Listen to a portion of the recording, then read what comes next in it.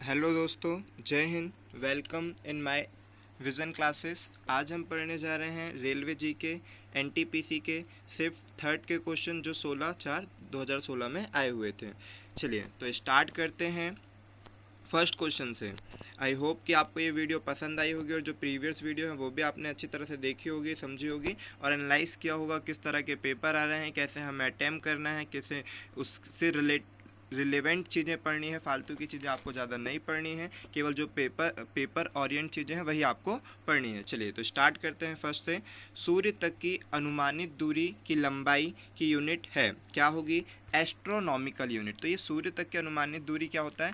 पृथ्वी से लेकर सूरज के बीच की जो दूरी नापी गई थी उसी को कहा जा रहेगा क्या कि इन्हीं दूरियों को क्या कहा जाता है? एस्ट्रोनॉमिकल यूनिट या फिर खगोलीय इकाई कहा जाएगा। ठीक है, आप इसे अच्छी तरह से याद रखेंगे। कंप्यूटर नेटवर्क के संबंध में टीसीपी का विस्तार क्या है? तो इसका आंसर क्या होगा? Transmission control protocol. चलिए नेक्स्ट क्वेश्चन पर चलते हैं। ब्रिक्स डेवलपमेंट बैंकों को अब यह नया नाम दिया गया है। तो ब्रिक्स पहले उसका नाम ब्रिक्स डेवलपमेंट बैंक था, लेकिन अब क्या हो गया? उसका नाम न्यू डेवलपमेंट बैंक है। अच्छा, ब्रिक्स का आप फुल फॉर्म अगर पूछा जाएगा तो आप क्या बताएंगे कि ब्रिक्स जो देश है वो ब्रिक्स जो सम्मेलन होते हैं जो भी, तो इसमें कौन कौन से देश शामिल हैं? तो आपको क्या मालूम होना चाहिए? बी से क्या होगा? ब्राज़ील। आर से होगा रूस। आई से होगा इंडिया। सी से होगा चीन। ठीक है, सी से ना मैक्सिमम लोग कनाडा भी बोलते हैं, आपको याद रखना है सी से क्या होगा? चीन। और एस से क्या होगा? South Africa. चलिए बहुत बढ़िया, दक्षिण अफ्रीका होगा। नेक्स्ट क्वेश्चन पर चलते हैं। ट्यूबरक्लोसिस के विरुद्ध मुख्यतः कौन सी वैक्सीन का प्रयोग किया जाता है? तो याद रखेंगे कि ट्यूबरक्लोसिस या फिर टीबी, टीबी के जो अपोजिट मतलब कि टीबी को ना हो बच्चों को, उसके लिए पहले ही बचपन में ही टीका लगा दिया जाता है। उसके लिए क्या बोलते हैं? बीसीजी। ठीक है, जन्म के समय ही ये टीका लगा दिया जाता, महीना मतलब ज़्यादा समय ना हो आपको ये टीका लगा दिया जाता बीसीजी का। हाँ, कई बार ये भी क्वेश्चन आता है कि बीसीजी के खोजकर्ता कौन है? तो बीसीजी टीके की खोज किसने की? कॉलमेट ने की। ठीक है, आप याद रखेंगे कि बीसीजी के खोजकर्ता कॉलमेट है। चलिए नेक्स्ट क्वेश्चन पर चलते हैं। किसका निर्माण प्राचीन इनाकस द्वारा किया गया है? तो माचू पिच्चू को। ठीक है, माचू पिच्चू कहाँ पर पड़ता है? माचू पिच्चू एक प्लेस का नेम है। ये कहाँ पड़ेगा?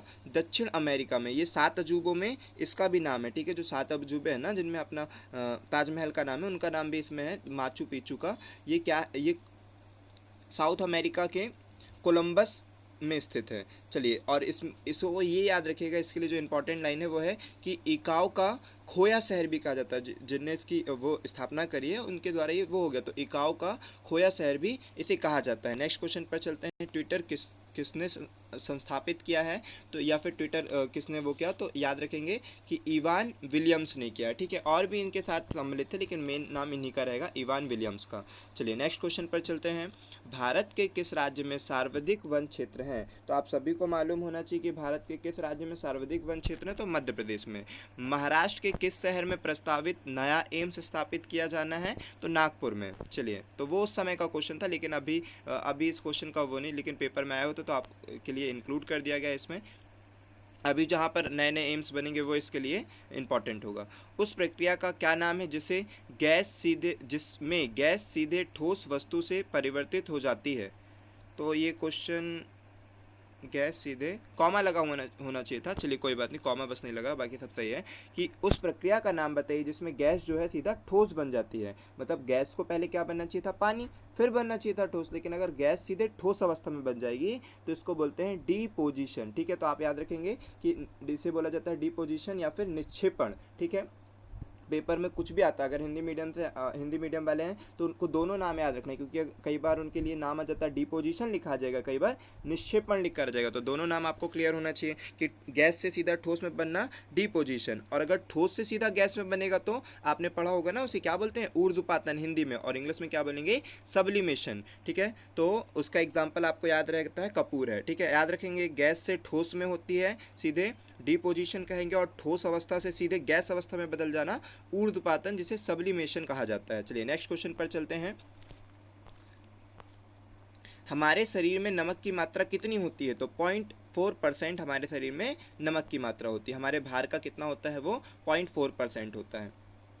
नमक किसने प्रशासनिक प्रबंधन विचारधारा के विरुद्ध वैज्ञानिक प्रबंधन विचारधाराओं का प्रस्ताव प्रस्तुत किया था? फ्रेडरिक टेलर ने किया था। याद रखिए, फ्रेडरिक टेलर एक मैकेनिकल इंजीनियर थे और इन्होंने अपनी एक किताब लिखी है, पुस्तक लिखी है, कौन सी, साइंटिफिक मैनेजमेंट, उसी में इन्होंने इसका विस्तार बताया है। चलिए नेक्स्ट क्वेश्चन पर चलते हैं। आम आदमी पार्टी का गठन किस वर्ष में किया गया था? तो आप याद रखेंगे कि आम आदमी पार्टी का गठन 26 नवंबर 2012 में किया गया था। ये अच्छी उभरती हुई पार्टी रही, आते साथ अपनी सत्ता बनाई दिल्ली में, तो बहुत अच्छी चीज़ रही इनके लिए। ठीक है, चलिए। इसके हेड कौन कहलाएंगे? अरविंद केजरीवाल। हमारे यहाँ धरती का नाम किस भाषा से उत्पन्न है? तो हम जो बोलते हैं धरती, वो क्या किस भाषा से लिया गया है? तो याद रखिएगा कि ये अंग्रेजी भाषा का, मतलब एंग्लो सेक्सन का ही एक वर्ड है। ठीक है, उसका नाम, मतलब एंग्लो सेक्सन में नाम था ERDA, अर्डा करके था, जिससे क्या निकाला गया? अर्थ शब्द निकाला गया। ठीक है, जिसका मतलब धरती होता है और मिट्टी होता है। नेक्स्ट क्वेश्चन पर चलते हैं। विटामिन ए का अच्छा स्रोत क्या है? तो आप सभी को मालूम होना चाहिए कि विटामिन ए का अच्छा स्रोत क्या है। गाजर विटामिन ए का अच्छा स्रोत है। इसी से रिलेटिव 2-3 बातें और एक्स्ट्रा में याद रखना, अगर पेपर में आए तो आपसे बनना चाहिए कि बंधा गोभी में कौन कौन सा विटामिन पाया जाएगा? बंधा गोभी में विटामिन सी और विटामिन के पाया जाएगा। ठीक है, जो एक्स्ट्रा पॉइंट बताते हैं वो आपको अच्छी तरह से नोट करना। हालांकि सारे क्वेश्चन इंक्लूड करने उसको आपको नोट्स में, लेकिन जो एक्स्ट्रा में बता रहे हैं वो सभी इनमें इंक्लूड करते चलेंगे। कि और आलू में क्या पाया जाएगा? विटामिन B6 पाया जाएगा, पोटेशियम पाया जाएगा। नेक्स्ट क्वेश्चन, स्ट्रॉबेरी में अगर आता है तो स्ट्रॉबेरी में क्या पाया जाएगा? एंटीऑक्सीडेंट का स्रोत पाया जाता है। ठीक है, चलिए नेक्स्ट क्वेश्चन पर चलते हैं हम। पारंपरिक थर्मामीटर में किस तत्व, जो प्राकृतिक रूप से अत्यंत जहरीला होता है, का प्रयोग किया जाता है? तो यहाँ पर आंसर क्या दे रहा? बोरोन। बोरोन गलत होना चाहिए। इसका आंसर क्या होना चाहिए था? इसका आंसर होना चाहिए मर्क्यूरी होना चाहिए। ठीक है, बोरोन गलत है, इसका आंसर मर्क्यूरी होना चाहिए। मर्क्यूरी सही होगा। चलिए नेक्स्ट क्वेश्चन पर चलते हैं। मर्क्यूरी सही होना चाहिए। ठीक है, इसके लिए क्या हो जाएगा? मर्क्यूरी सही आंसर होगा। ठीक है, मर्क्यूरी, क्यूरी। नेक्स्ट क्वेश्चन पर चलते हैं। ठीक है, मर्क्यूरी इसका आंसर सही होगा। नेक्स्ट क्वेश्चन पर चलते हैं। मदुरै शहर किस नदी के तट पर स्थित है? मदुरै शहर कौन से प्लेस पे स्थित है?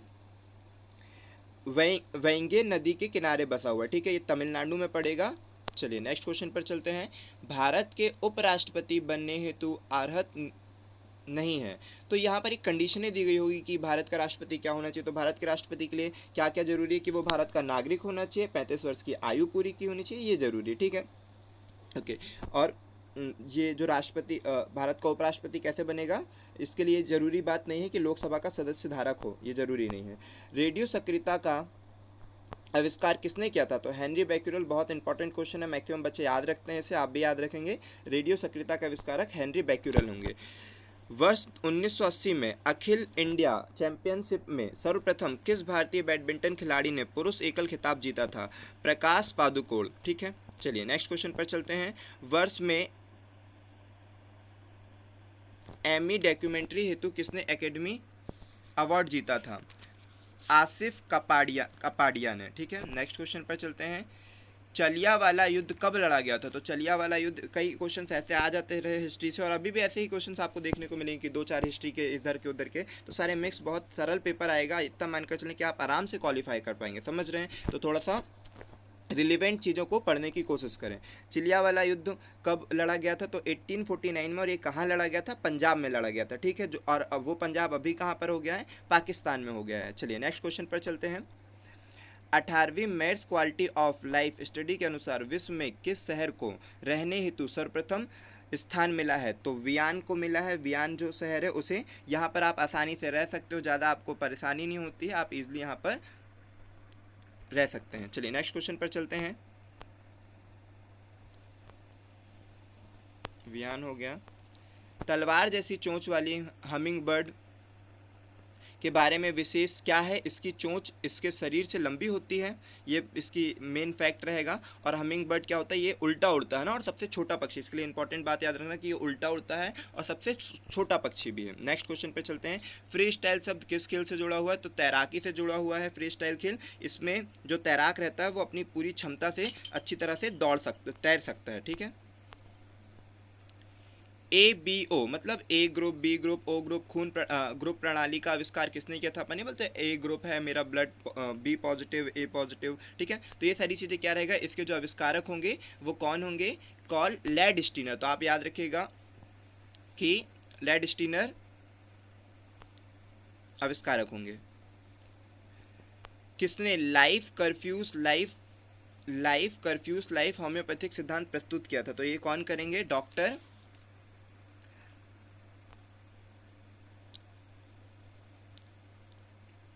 हैनीमैन। ठीक है, इसका पूरा उन्होंने शायद हैनीमैन सैमुअल हाईनेमन लिखा हुआ, तो इसे हैनीमैन भी कई बार लिख दिया जाता है, तो वो भी आप अच्छी तरह से याद रखेंगे कि होम्योपैथी के जनक कहे जाएंगे। चलिए नेक्स्ट क्वेश्चन पर चलते हैं। कौन सी श्रेणी पुणे में विकसित भारत की सर्वप्रथम सुपर कंप्यूटर श्रेणी है? परम। ठीक है, याद रखेंगे। भारत में कौन से राज्य में सर्वाधिक क्षेत्रों मैग्रोवो के तहत आता है? पश्चिम बंगाल। ठीक है, सुंदरवन डेल्टा भी इसी के तहत आता है, तो वो सारी चीज़ें कहाँ पड़ेंगी? पश्चिम बंगाल में। पूर्व चोल राजाओं में किसे सबसे महान माना जाता है? तो कारी कला को महान माना जाता है। ठीक है, नेक्स्ट क्वेश्चन। और याद रखिएगा कि जो कारी कला थे वो क्या थे? वो चोल राजा थे, और इन्होंने क्या किया था? दक्षिण भारत में संगवा वंश के दौरान, ठीक है, कौन से वंश? संगम वंश के दौरान अपना राज्य स्थापित किया था, और ये सबसे महान चोल राजा थे। चलिए नेक्स्ट क्वेश्चन पर चलते हैं। प्लूटो के चांद का नाम क्या है? तो प्लूटो के चांद का नाम क्या है? प्लूटो में वैसे मेनली पांच चंद्रमा पाए जाते हैं। कौन कौन से नाम हैं उनके? चेराना है, स्ट्राइक्स है, नीक्स है, कार्बरोस है, हाइड्रा है, जिनमें से अगर आपको इनमें से कोई भी ऑप्शन देगा तो वो क्लिक करेंगे तो अभी चेराना आपका राइट आंसर होगा। चित्तौड़गढ़ किस वंश की राजधानी थी? तो कहाँ की राजधानी थी चित्तौड़गढ़? सिसोदिया वंश की राजधानी थी। निम्नलिखित में से 1976 वर्ष में किस विकसित सर्वप्रथम सुपर कंप्यूटर कौन था? तो क्रे 1 था। नेक्स्ट क्वेश्चन चलते हैं। कर की कटौती के बाद व्यक्ति के पास उपलब्ध आय को क्या कहते हैं? प्रयोग के लिए उपलब्ध आय। ठीक है, टैक्स कटने के बाद जो आय बचती है वो क्या कहलाती है? आपके यूज़ करने के लिए आय बचती है, उसे प्रयोग के लिए उपलब्ध आय कहा जाएगा। डॉक्ट्रिन ऑफ लैप्स नीति किसने बनाई थी? तो लॉर्ड डलहौजी ने। आपने सुना होगा ना हड़प नीति। ठीक है, डॉक्ट्रिन ऑफ लैप्स जो नीति रहेगी वो कौन अपनाएगा? लॉर्ड डलहौजी अपनाएंगे। इसी को ही हड़प नीति कहा जाता था, जिसके तहत क्या कर लिया जाता था? किसी भी राज्य को, किसी भी प्लेस को हड़प लिया जाता था। एक चम्मच जो टेढ़ा दिखता है, किसका उदाहरण होगा? तो अपवर्तन का उदाहरण होगा। अपवर्तन, ये 2-3 एग्जाम्पल आते हैं अपवर्तन के, कि एक स्टिक रखी हुई है वो थोड़ी ऊपर उठी हुई दिख रही है, सिक्का है थोड़ा ऊपर उठा हुआ दिख रहा है, छड़ है जो टेढ़ी हुई मुड़ी हुई दिख रही है, तो ये सब क्या है? जल के अंदर। तो ये सब क्या कहलाते हैं? अपवर्तन के ही उदाहरण होते हैं। चलिए नेक्स्ट क्वेश्चन पे आते हैं। निम्नलिखित में से विमल शाह द्वारा निर्मित संगमरमर का मंदिर कौन सा है? तो दिलवाड़ा का है। हालांकि ये विमल शाह द्वारा निर्मित नहीं है, इसको 2 भाइयों ने मिलकर बनाया था, लेकिन अकॉर्डिंग टू ऑप्शन जो दिया हुआ था उसमें दिलवाड़ा मंदिर ही आप क्लिक करेंगे तो क्या रहेगा? इसे जो विमल शाह है, विमल व शाही, ये प्रथम तीर्थकार यहाँ के थे, और यहाँ पर 2 भाइयों ने मिलकर बनाया था। वास्तुपाल और तेजपाल नामक 2 भाइयों ने इसे मिलकर बनवाया हुआ था। नेक्स्ट क्वेश्चन पर चलते हैं। सिंगापुर का पुराना नाम क्या है? पुराना नाम भी आप याद कर लेंगे। पेपर की जो स्ट्रेटेजी होगी आपकी कि कैसे पढ़ाई करें, क्या करें, आप देखिएगा कि प्रीवियस ईयर क्या आया है। प्रीवियस ईयर जो भी चीज़ें आई है वो तो आपसे बननी ही चाहिए, फिर उसके बाद एक्स्ट्रा फैक्ट बननी चाहिए। तो सबसे पहले हम आपको प्रीवियस ईयर बता दें, फिर इसी से रिलेवेंट अगर एक टॉपिक भी आया है तो उससे आपको 10 से 12 चीज़ें एक्स्ट्रा में बताई जाए, ताकि आपसे सारी चीज़ें बने। चलिए नेक्स्ट पर आते हैं। सिंगापुर का पूरा नाम आपने पढ़ लिया ना, टेमास्का होगा। नेक्स्ट पर चलते हैं। कार रेसिंग ड्राइवर माइकल शुभाकर किस देश के निवासी थे? उन्होंने केवल ये पूछा था कि कार रेसिंग ड्राइवर के माइकल शुभाकर किस देश के निवासी, तो आपका आंसर क्या होगा? जर्मनी के होंगे। ठीक है, इन्होंने 7 बार वर्ल्ड चैंपियनशिप जीती है और 2 बार world Laureus sportsman of the year भी चुने गए हैं। और अगर अभी का पूछ ले कि F1, ठीक है, कार रेसिंग होती है, अभी का पूछेगा तो अभी F1 फार्मूला कार रेसिंग होती है, तो अभी के जो विनर होंगे वो होंगे लेविस हैमिल्टन। 2020 में तो हुआ नहीं, कैंसिल हो गया, लेकिन 19 के भी अगर पूछा जाए तो लेविस हैमिल्टन कहलाए जाएंगे। ठीक है, नेक्स्ट क्वेश्चन पर चलते हैं। सारे क्वेश्चन कंप्लीट हो गए क्या? चलिए, तो आई होप कि आपको ये सारे क्वेश्चन क्लियर हो गए होंगे, और इसी तरह आगे भी आपको पूरे NTPC के, MP पुलिस, MP SI सारी चीज़ों के प्रीवियस ईयर के क्वेश्चन अभी प्रोवाइड किए जाएंगे, फिर इसी से रिलेटिव चीज़ें आपको बताई जाएगी, और सारी चीज़ें आपको हमारे चैनल में पढ़ाई जाएगी। चलिए, तो आप आई होप कि आपको ये चीज़ें पसंद आई होगी, तो आप हमारे चैनल को लाइक ज़रूर करें, सब्सक्राइब करें और अपने दोस्तों तक शेयर करें। चलिए, जय हिंद दोस्तों। ओके।